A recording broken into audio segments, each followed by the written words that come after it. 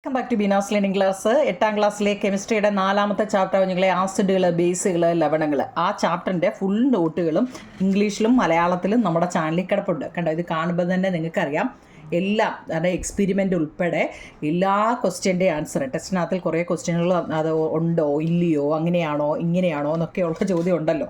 അപ്പോൾ അത് ഉൾപ്പെടെ എല്ലാ ക്വസ്റ്റ്യൻ ആൻസറുകളും നമ്മൾ എഴുതിയിട്ടുണ്ട്.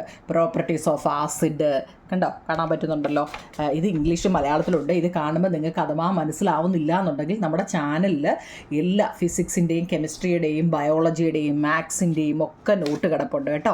അപ്പോൾ നിങ്ങൾ അതാത് ചാപ്റ്ററിൻ്റെ എടുത്ത് നോക്കണം. നമുക്ക് എക്സാം അല്ലേ. ഇപ്പോൾ സോഡാ വാട്ടർ എങ്ങനെ തയ്യാറാക്കാം, സോഡാ വെള്ളം തയ്യാറാക്കുന്നത് എങ്ങനെയാണ്, കണ്ടോ, എല്ലാ ക്വസ്റ്റ്യൻ ആൻസറും കൂടിയാണ് ഞാനിപ്പോൾ ഇട്ട് തരുന്നത്. ഈ കെമിക്കൽ ഫോർമുലയൊക്കെ ഒന്ന് നോക്കണേ കേട്ടോ. ഇത് ഇമ്പോർട്ടൻ്റ് ആയിട്ടോ, കെമിക്കൽ ഫോർമുല.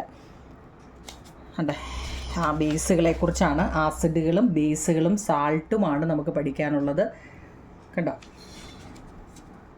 കെമിക്കൽ ഇക്വേഷനുകൾ. നമ്മുടെ കെമിസ്ട്രി അല്ലേ, കെമിസ്ട്രി ആകുമ്പോൾ ഇക്വേഷൻ ഉൾപ്പെടെയാണ് കേട്ടോ.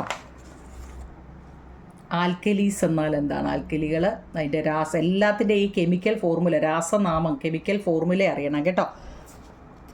ഇതൊരു ഇച്ചിരി വലിയ ചാപ്റ്ററാണ്. എളുപ്പമാണ്. ന്യൂട്രലൈസേഷൻ, ആസിഡാണോ ബേസ്ഡ് ആണോ എന്ന് തിരിച്ചറിയുന്നത് അറിയാമല്ലോ. Neutralisation, acidic nature, basic nature, കുമ്മായം, പിന്നെ സാൾട്ട്. ആസിഡ്, ബേസ്, സാൾട്ട് എന്നല്ലേ നമ്മുടെ പാഠത്തിൻ്റെ പേര്. പിന്നെ ലാസ്റ്റിൽ സാൾട്ടിനെ കുറിച്ച് കേട്ടോ. ഇത് നിങ്ങൾക്ക് ചിലപ്പോൾ അറ്റവും മുറിയൊക്കെ, ഇത് ഷോർട്ടല്ലേ കുഞ്ഞുങ്ങളെ, അറ്റവും മുറിയൊക്കെ കിട്ടുന്നുള്ളെങ്കിലേ നമ്മുടെ ചാനലിൽ ഈ ചാപ്റ്റർ നോക്കിയാൽ മതി കേട്ടോ. നിങ്ങൾ ചാനൽ എടുത്തിട്ട് ഇങ്ങനെ സ്ക്രോൾ ചെയ്ത് നോക്കണം കേട്ടോ.